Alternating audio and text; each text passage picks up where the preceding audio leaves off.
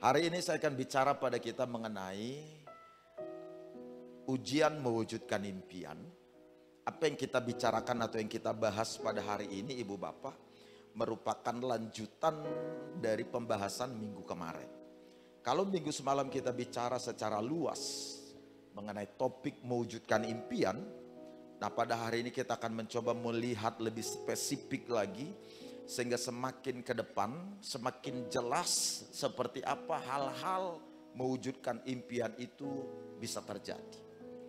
Sebab kadangkala kita mengira setelah kita memiliki sebuah impian, kita memiliki sebuah keinginan atau cita-cita, lalu kemudian kita mengira dengan kita berdoa saja lalu semua impian itu akan menjadi kenyataan.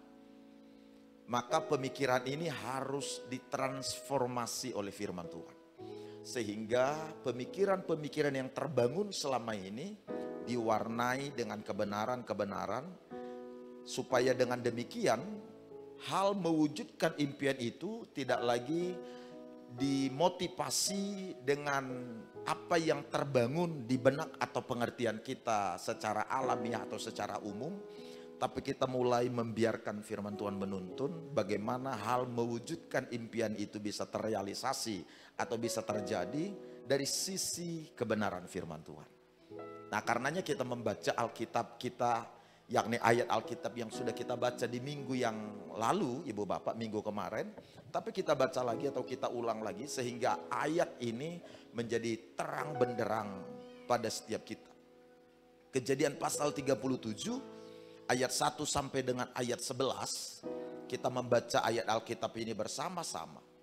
Kalau Ibu Bapak semuanya sudah ketemu, kita baca dalam hitungan yang ketiga bersama-sama ya. 1, 2, 3 ya. Adapun Yakub, ia diam di negeri penumpangan ayahnya, yakni tanah Kanaan. Inilah riwayat keturunan Yakub. Yusuf tatkala berumur 17 tahun. Jadi masih muda, biasa menggembalakan kambing domba bersama-sama dengan saudara-saudaranya, anak-anak Bilha dan Zilpa, kedua istri ayahnya. Dan Yusuf menyampaikan kepada ayahnya kabar tentang kejahatan saudara-saudaranya. 3, Israel lebih mengasihi Yusuf dari semua anaknya yang lain. Sebab Yusuf itulah anaknya yang lahir pada masa tuanya. Dan ia menyuruh membuat jubah yang maha indah bagi dia. Setelah dilihat oleh saudara-saudaranya bahwa ayahnya lebih mengasihi Yusuf daripada semua saudaranya, maka bencilah mereka itu kepadanya dan tidak mau menyapanya dengan ramah. 5, pada suatu kali bermimpilah Yusuf. Lalu mimpinya itu diceritakannya kepada saudara-saudaranya. Sebab itulah mereka lebih benci lagi kepadanya.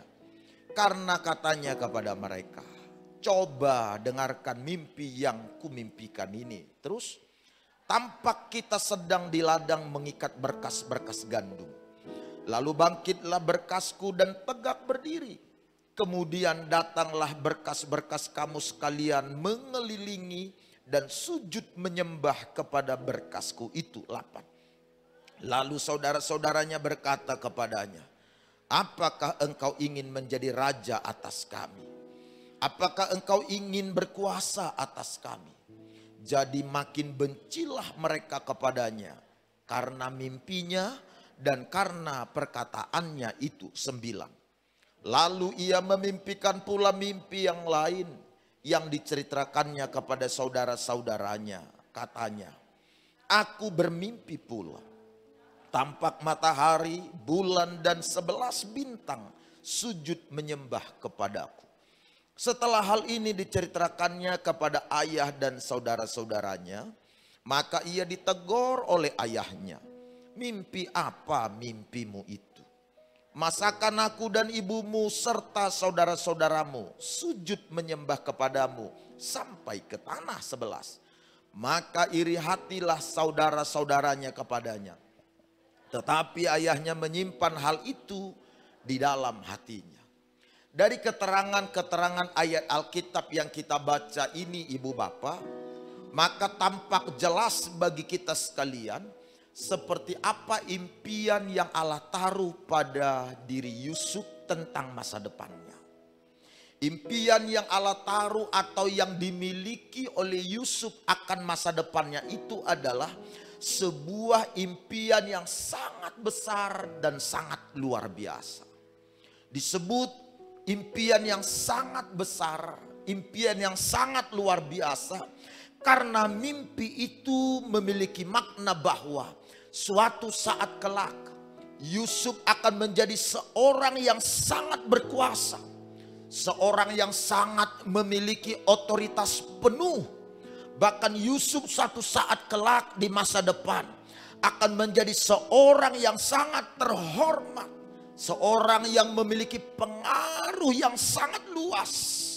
Bahkan keluarganya, ayah, ibu, 11 saudara-saudaranya, termasuk bangsa Israel, demikian juga dengan bangsa-bangsa lain, demikian pula dengan negeri Mesir.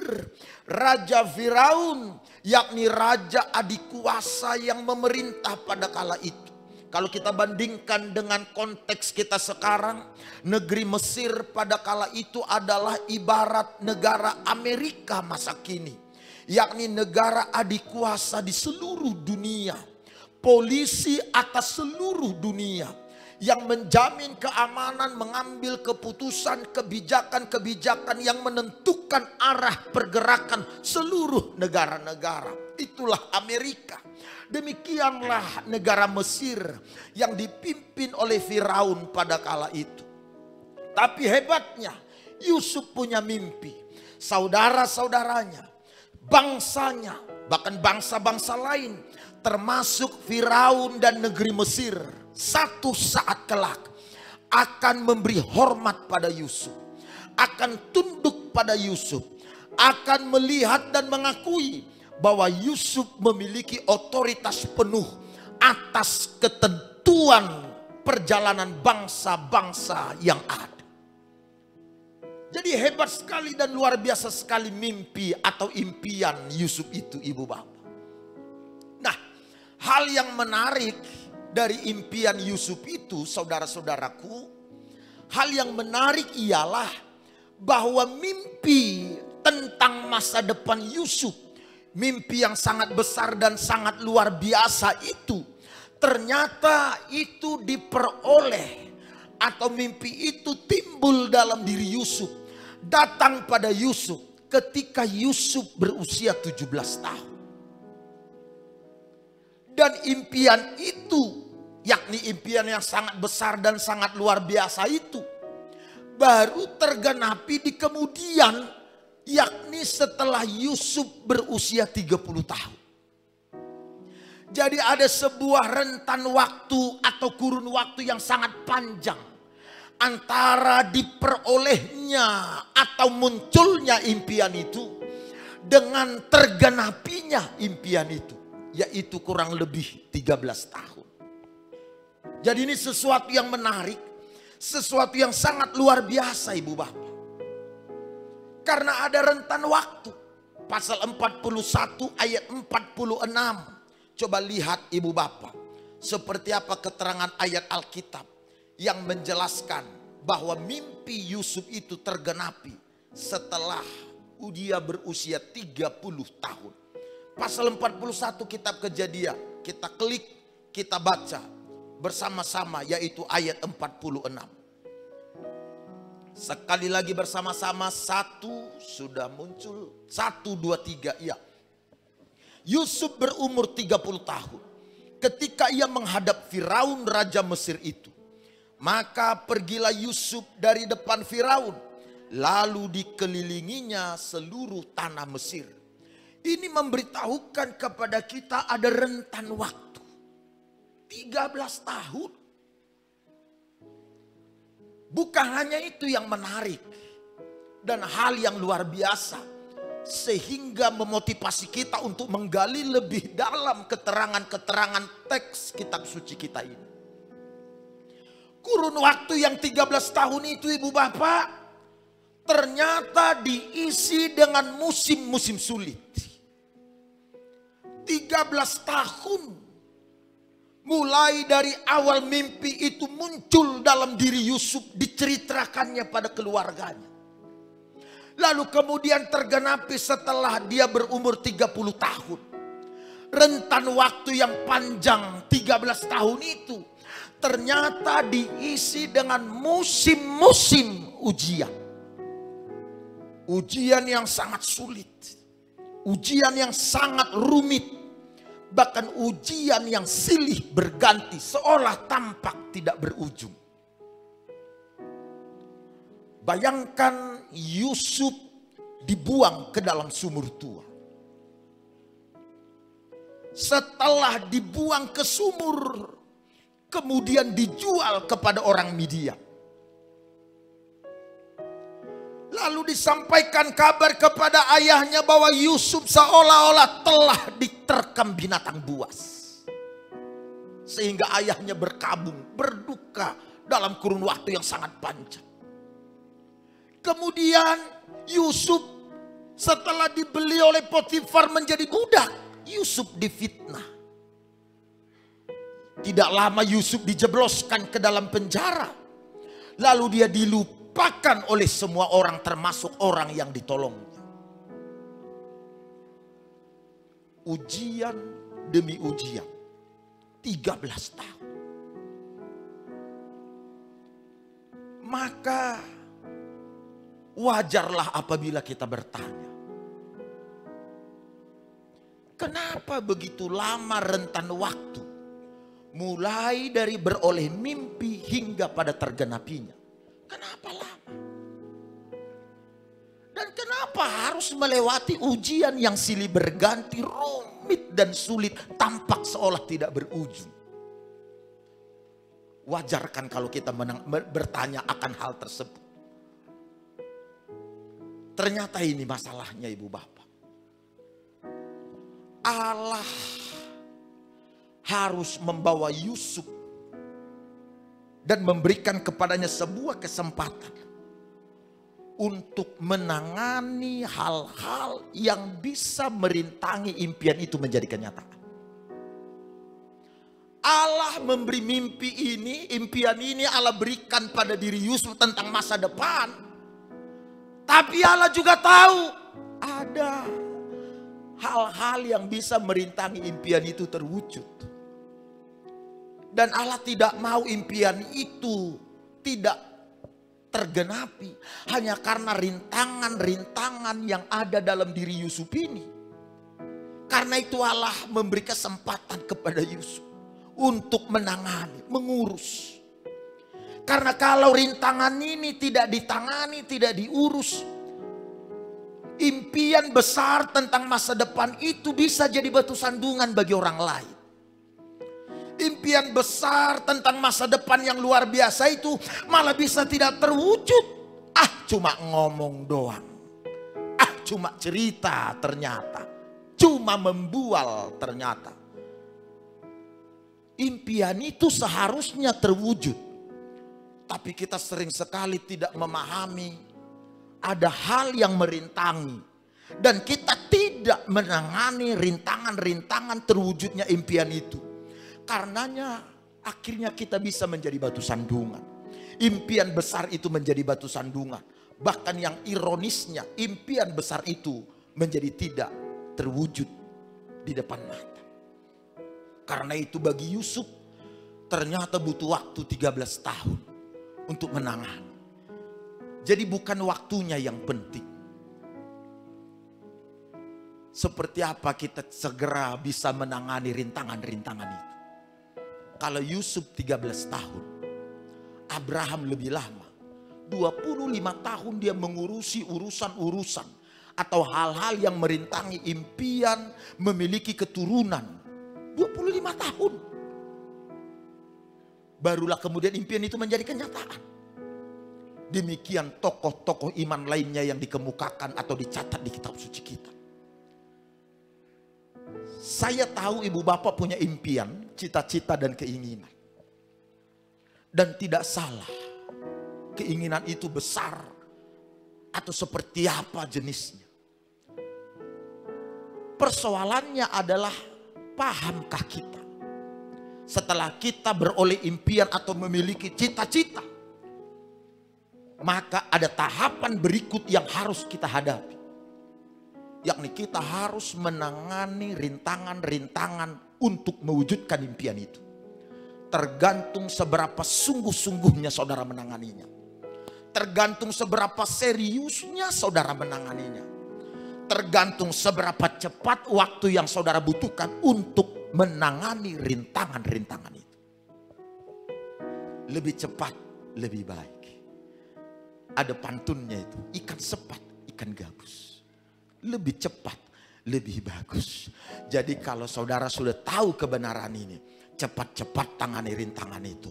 Supaya segera pulang dari sini. Tidak lama, tahun depan, bulan depan, impian segera menjadi kenyataan. Yang paham tepuk tangan bagi Tuhan Allah. Dengan inilah rintangan pertama yang perlu saudara tangani setelah saudara beroleh impian atau cita-cita. Rintangan pertama kata Alkitab apa? Keangkuhan. Lihat Alkitab itu sekali lagi. Rintangan pertama adalah keangkuhan. Selain saya terlambat ini. Ayo. Tahu ibu bapak saudara, apa yang dikemukakan dalam ayat 2-4 pasal 37 ayat bacaan kita tadi. Yuk kita baca sekali lagi. Supaya tampak clear di benak kita hal rintangan ini. Ayat 2-4 kitab Kejadian pasal 37. Buka ayat Alkitabnya yuk. Ayat 2-4. 1, 2, 3 ya. Inilah riwayat keturunan Yakub. Yusuf tatkala berumur 17 tahun. Jadi masih muda. Biasa menggembalakan kambing domba bersama-sama dengan saudara-saudaranya, anak-anak Bilha dan Zilpa, kedua istri ayahnya. Terus, dan Yusuf menyampaikan kepada ayahnya kabar tentang kejahatan saudara-saudaranya. Israel lebih mengasihi Yusuf dari semua anaknya yang lain. Sebab Yusuf itulah anaknya yang lahir pada masa tuanya. Dan ia menyuruh membuat jubah yang maha indah bagi dia 4. Setelah dilihat oleh saudara-saudaranya bahwa ayahnya lebih mengasihi Yusuf dari semua saudaranya, maka bencilah mereka itu kepadanya dan tidak mau menyapanya dengan ramah. Perhatikan ibu bapak.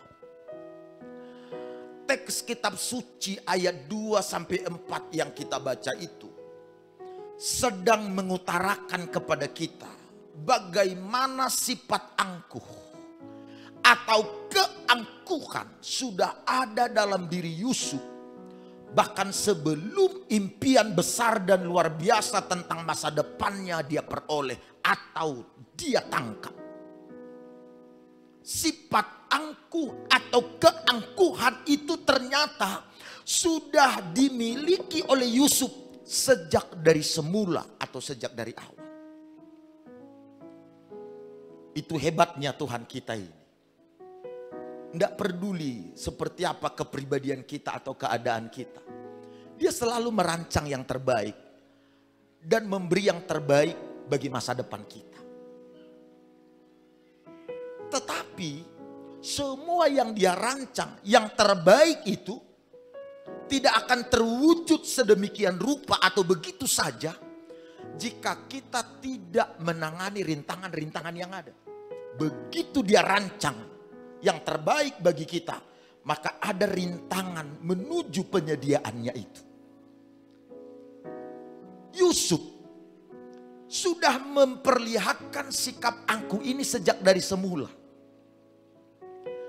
Tapi walaupun demikian, Allah tetap memberikan impian, memunculkan cita-cita atau keinginan dalam diri Yusuf tentang masa depannya.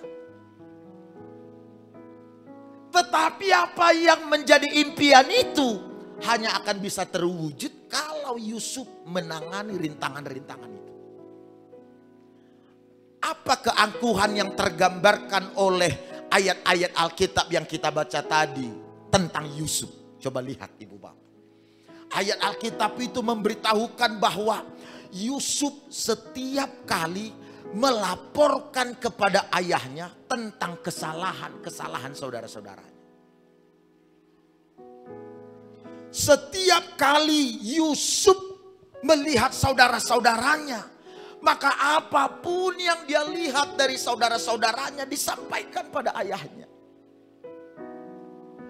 Dan ketika semua informasi tentang apa yang diperbuat saudara-saudaranya ini sampai kepada Yusuf, maka ayahnya pun menegur mereka semua. Dan Yusuf ini kelihatan nyaman ketika melihat saudara-saudaranya ditegur, dimarahi, diomeli oleh ayah.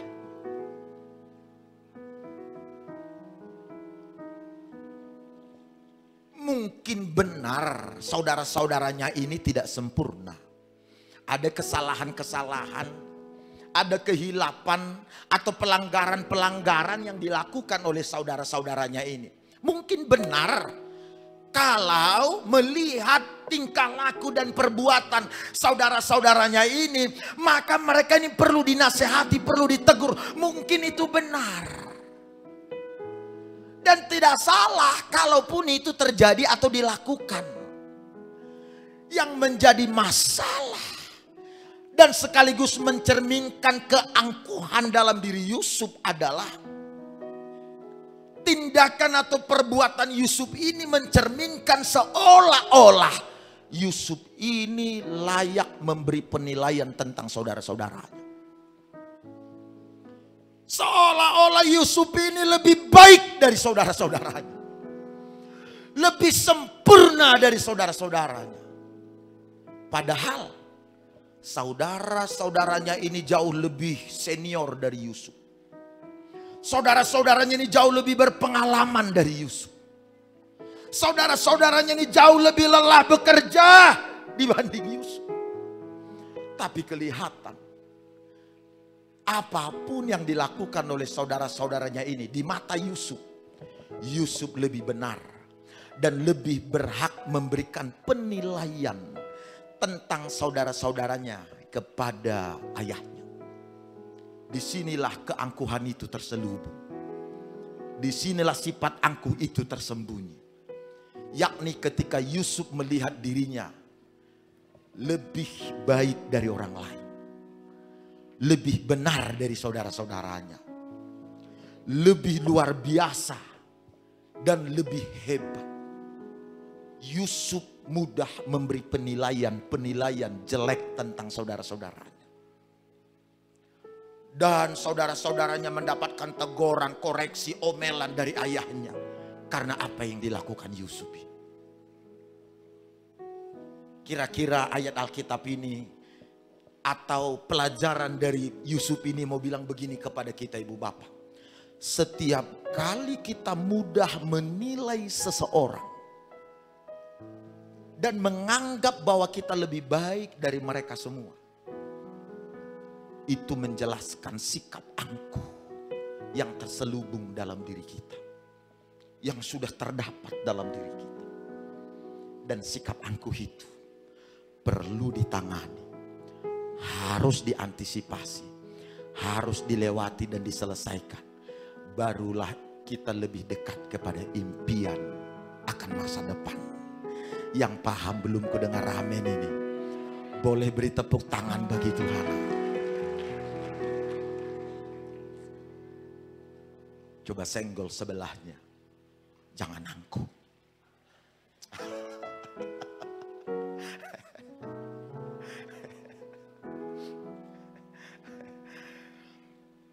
Boleh katakan amin.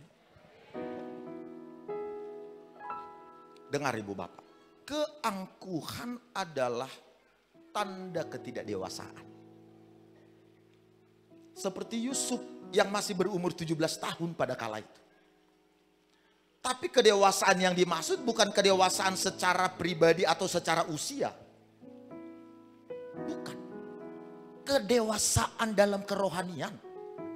Kedewasaan dalam iman. Kedewasaan dalam pengetahuan. Kedewasaan dalam mengelola gejolak-gejolak emosional. Kedewasaan kepribadian. Itulah yang dimaksud dengan Keangkuhan itu tanda ketidakdewasaan. Jadi bukan karena Yusuf berumur 17, oke lah. Karena Yusuf berumur 17 tahun jadi masih sangat muda, sangat belia, sangat culun. Sehingga ketika dia memiliki cita-cita, memiliki keinginan, dia segera bicara kepada orang-orang. Dia bicara pada saudara-saudaranya, dia bicara kepada orang tuanya. Dan sebenarnya yang membuat saudaranya benci pada Yusuf bukan mimpinya atau cita-citanya itu. Keangkuhannya, cara bicaranya. Coba lihat apa yang disampaikan oleh ayat 18 yuk. Sorry, ayat 8 maksud saya. Pasal 37. Kita baca sama-sama. Ayat 8. 1, 2, 3, iya. Lalu saudara-saudaranya berkata kepadanya, apakah engkau ingin menjadi raja atas kami? Apakah engkau ingin berkuasa atas kami? Jadi makin bencilah mereka kepadanya karena mimpinya dan karena perkataannya itu. Caranya menyampaikan cita-citanya, menggambarkan masa depannya, caranya membicarakan segala sesuatunya berlebihan, over dan lain sebagainya. Sehingga perkataannya, caranya bicara menimbulkan respon benci dari mereka yang mendengar. Makanya keangkuhan itu adalah tanda ketidakdewasaan. Cara bicaranya, oke lah. Karena Yusuf masih 17 tahun mungkin kita maklum. Belum cerdas dalam berkomunikasi. Tapi jangan keliru ibu bapak. Masih banyak kita lihat ada orang berusia 30 tahun. Berusia 50 tahun. Tetap tidak cerdas dalam berbicara. Tetap angkuh. Ngomong sama sebelahnya, bukan kita yang dimaksudnya. Supaya agak tenang dulu dikit. Supaya agak tenang, bukan kita yang dimaksud. Boleh ku dengar rame. Ada orang senang sekali kalau bercerita lebih dari fakta.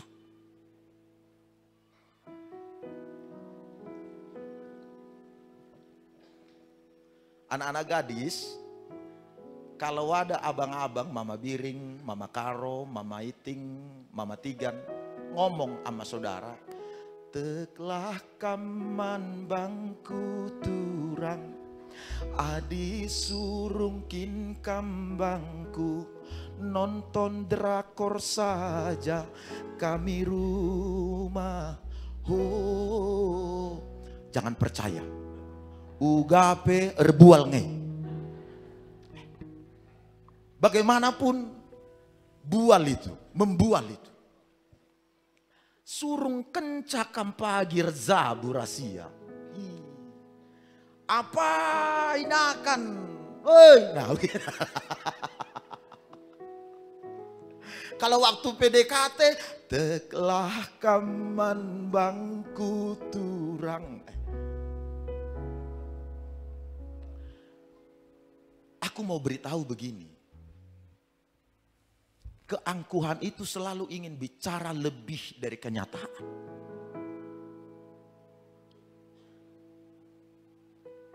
Makanya hal pertama yang harus dihadapi, diurus, diselesaikan sebelum mimpian jadi kenyataan. Selesaikan dulu rintangan yang satu ini. Sebab belum menjadi kenyataan saja sudah besar kita bicara. Mebanci bayang kendu apalagi kalau sudah jadi kenyataan. Lanai kak nendu teman dua ipei. Lanai nendu apai orang tua, apai mama, apai bibi. Makan kita mertua lewat tak kita peduli. Ayo. Sekali lagi coba senggol pelan sebelahnya. Jangan angkuh kita, jangan angkuh. Keangkuhan itu selalu ingin bicara. Makanya dia membual, bicara lebih. Coba lihat lagi Ibu Bapak. Keangkuhan itu, ini sifat keangkuhan. Itu harus didengar. Itu sifat keangkuhan. Ugape iya kakel minateina man begin. Harus dia yang kita rengas. Soalnya dia yang paling benar dari semuanya. Anaknya cerita kasih masukan ini. Anaknya kasih masukan. Pak, kita bikin begini. Istrinya kasih masukan. Pak, kita bikin begini. Atau suaminya kasih masukan. Mam, kita bikin begini. Mau dengar? Aku lebih tahu semua. Aku paling banyak makan asam garam. Ya pantaslah asam uratnya lebih banyak kan gitu. Kolesterolnya lebih banyak. Gak mau dengar masukan, harus dia yang didengar. Ini salah satu sifat dari keangkuhan yang harus kita tangani Ibu Bapak. Yang mau melihat impian jadi kenyataan boleh katakan amin. Hati-hati dengan sifat yang terselubung itu. Sifat keangkuhan lainnya adalah harus menyatakan pendapat. Walau nggak diminta, harus dia ngomong. Kalau nggak dikasih dia ngomong. Pulang dia cepat-cepat dari kerja-kerja. Harus dia yang bicara. Dan kalau ngomong cerdas dan pintar sekali kalau di kerja-kerja itu. Bagendang permen. Entah ugape pagi anak kue permen. Kalau dilihat rumah tangganya pun ributnya.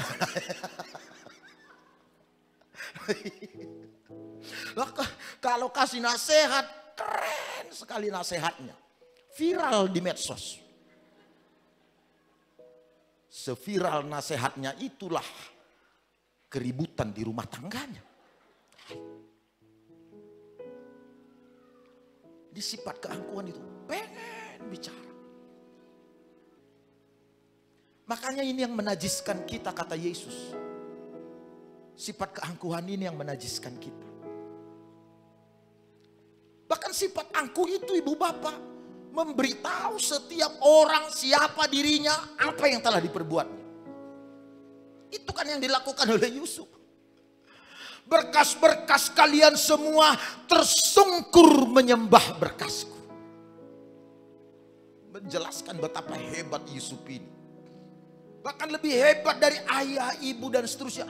Walaupun itu benar.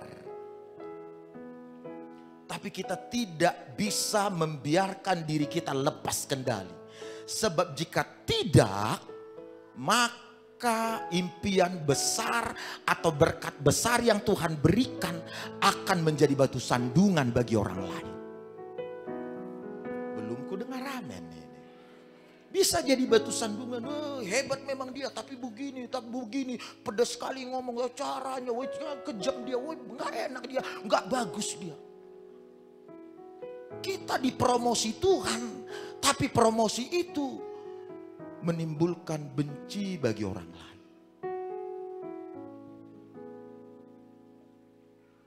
Jangan.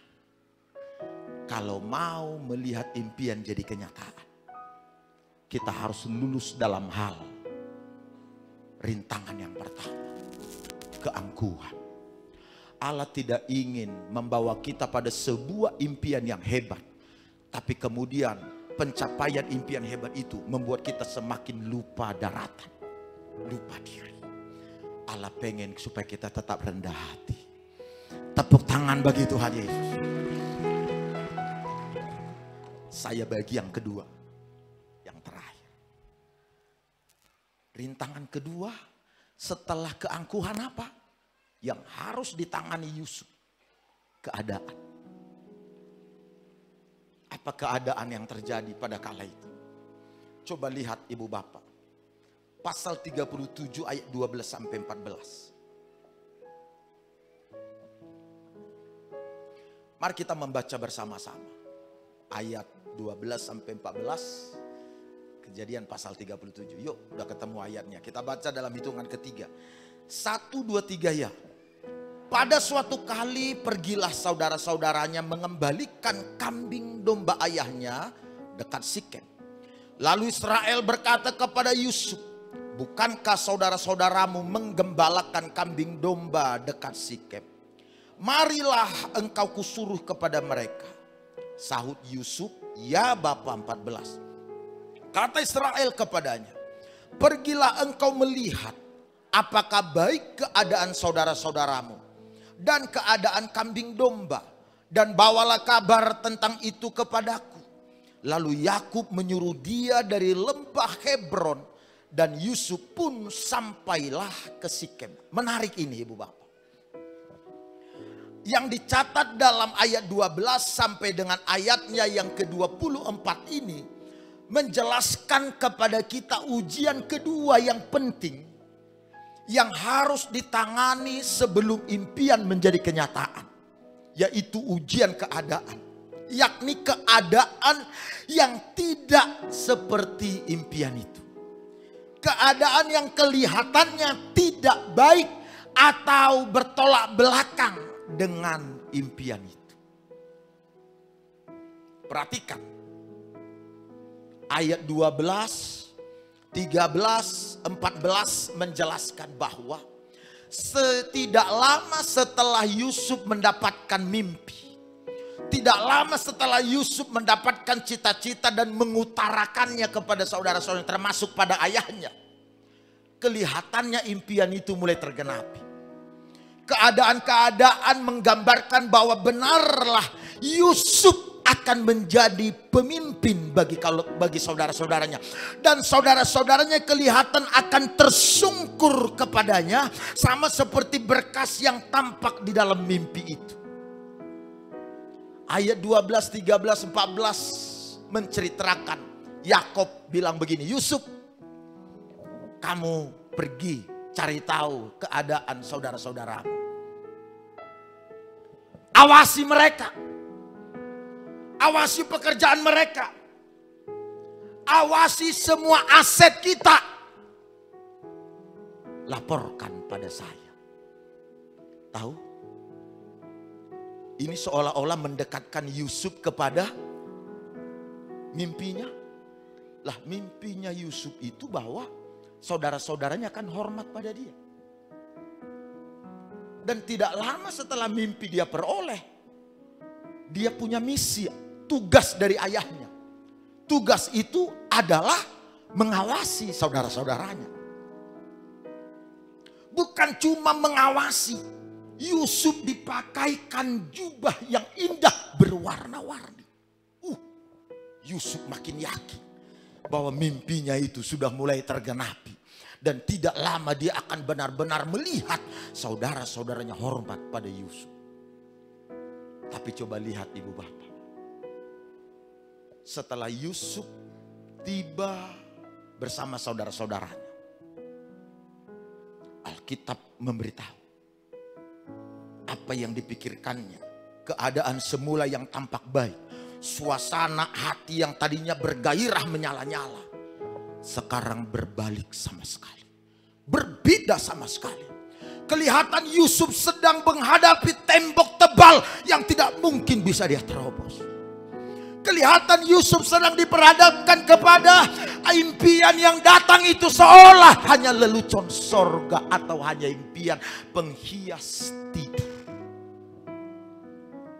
Alkitab menjelaskan Yusuf dibuang ke sumur oleh saudara-saudaranya. Yang tadinya dalam mimpi dia lihat akan tersungkur memberi hormat. Sekarang malah Yusuf dibuang ke sumur. Coba lihat ayat 18 ibu bapak. 23 sampai 24. Mari kita baca sama-sama. Pasal 37. 23 sampai 24. Bersama kita baca 23 ya. Baru saja Yusuf sampai kepada saudara-saudaranya. Mereka pun jubah Yusuf, jubah maha indah yang dipakainya itu terus. Dan mereka membawa dia dan melemparkan dia ke dalam sumur. Sumur itu kosong, tidak berair. Keadaan ini menjelaskan sesuatu yang sangat mengejutkan terjadi pada Yusuf. Dia tadinya berangkat dari rumah hati menyala-nyala. Jubah indah, Kelihatan mimpi itu akan tergenapi, tapi keadaan justru sebaliknya. Jubahnya dirobek. Yusuf dilempar ke sumur. Tidak ada makan, tidak ada air minum. Yusuf kelihatan mentok, tidak bisa menemukan jalan keluar atas masalahnya. Kelihatan lenyaplah impian itu.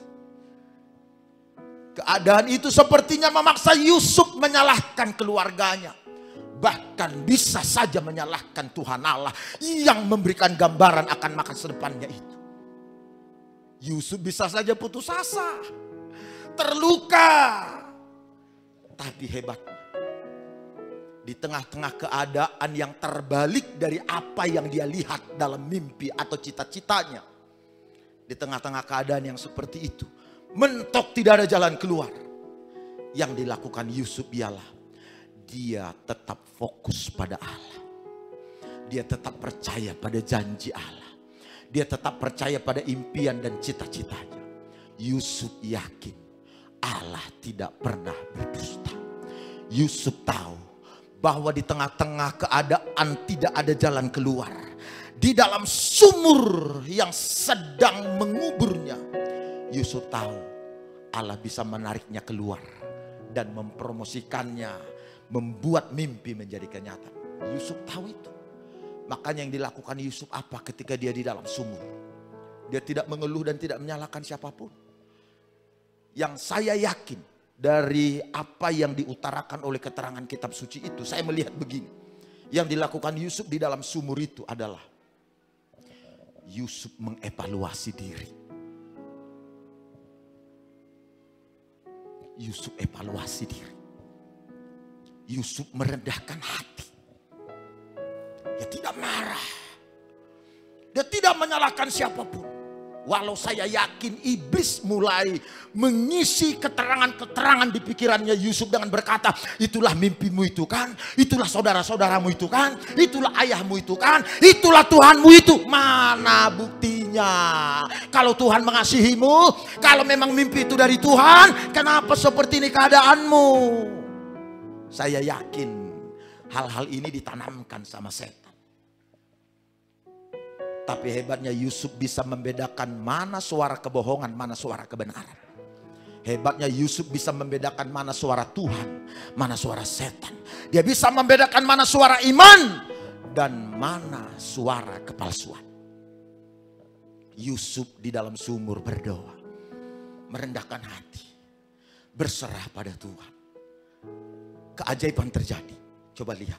Setelah yang dilakukan Yusuf di sumur itu, keajaiban terjadi. Keajaibannya apa? Yehuda. Yuk kita baca yuk ayat Alkitabnya supaya segera nangkap. Kita udah mau selesai. Kita baca sama-sama yuk ibu bapak. Kita baca ayat 26. Pasal 37. Boleh lihat sama-sama ya ayat Alkitabnya.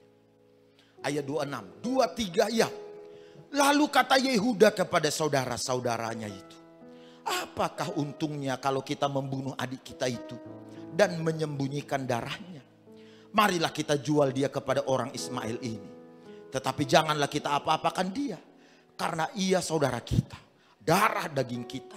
Dan saudara-saudaranya mendengarkan perkataannya itu. Coba lihat, kapan Yehuda berubah pikiran? Setelah Yusuf di dalam sumur itu rendah hati, dia berserah, dia doa, dia evaluasi diri. Ketika dia doa, lepaslah kuasa Allah. Allah jamah Yehuda, melalui Yehuda dijamah saudara-saudaranya lain. Padahal sejak semula, coba lihat, sejak semula ayat 18, pasal 37. Kita lihat sama-sama. Ayat terakhir ini kita baca. Ayat 18, 37 kitab Kejadian. 1, 2, 3 ya. Dari jauh ia telah kelihatan kepada mereka.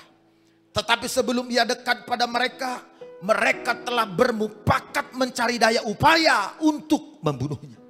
Jadi dari semula ibu bapak sebelum Yusuf sampai di antara saudara-saudaranya, kesepakatan semua saudaranya bunuh Yusuf. Itu kesepakatan mereka. Dan tidak ada yang menolak. Kecuali cuma Ruben. Ya, Benar, itu di ayat berikutnya Ruben yang tidak setuju dibunuh. Makanya Ruben itu orang baik, Ibu Pak. Saudara susah mempercaya itulah, iri saudara kan? Ya, benar. Cuma Ruben yang tidak sepakat. Lalu karena mereka tetap ngotot, makanya Ruben pergi. Ruben pergi. Udahlah, buang aja dia ke sumur. Itu idenya Ruben. Jangan bunuh, buang aja ke sumur. Dicatat di ayat Alkitab itu, pikiran Ruben mengutarakan itu adalah supaya setelah nanti mereka ini semua pulang, saudara-saudaranya pulang, maka Ruben mengeluarkan Yusuf dari sumur lalu dibawa pulang ke rumah. Itu ditulis di ayat Alkitab itu. Jadi baik sekalinya Ruben itu.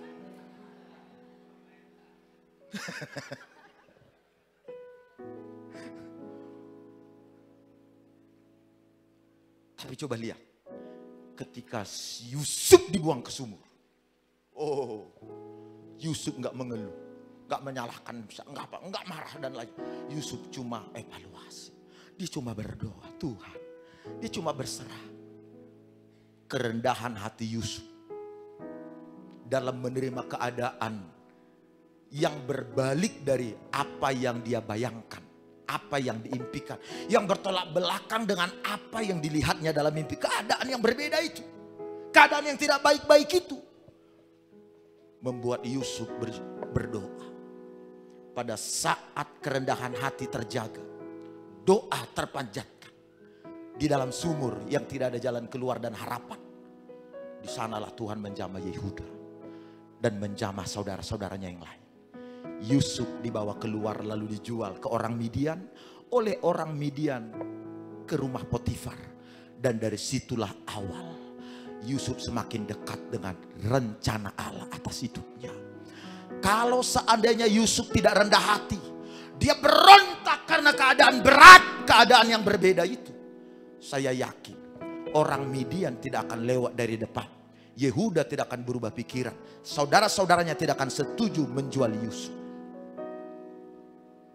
Tapi karena rendah hati, karena doa, maka Tuhan beracara. Itu yang harus kita pelajari dari Yusuf. Boleh katakan amin. Di tengah keadaan berat apapun, tetaplah rendah hati. Yusuf dalam sumur itu dia pasti mikir begini, pasti ada kontribusi atau hal yang menyebabkan dari saya, kenapa akhirnya saudara-saudaraku membenci aku dan membuang aku ke sumur. Ketika dia mulai mengevaluasi, oh ternyata ada sifat angkuh. Oh ternyata aku selalu melaporkan mereka. Dan aku senang kalau mereka ditegur, dihukum oleh ayahku. Di sanalah dia bertobat. Pertobatan itu membuat Allah kerja. Itulah yang terjadi pada Yunus dulu. Ditelan ikan. Di perut ikan Yunus berdoa. Lalu kemudian Tuhan mengeluarkan dan menyelamatkan Yusuf. Dan menjadi berkat bagi orang-orang Niniwe. Ini yang aku mau bilang sama saudara. Di tengah-tengah kita dalam keadaan sangat sulit dan beratlah, mudah bagi kita menyalahkan siapapun. Bahkan mudah bagi kita mengabaikan impian kita. Karena keadaannya berbeda. Tapi belajar dari firman Allah. Tetap yakin pada janji Tuhan. Dia akan mengubah keadaan menjadi keadaan yang berpihak pada kita dan mendekatkan kita kepada impian dan kenyataan. Saya mengajak kita bernyanyi.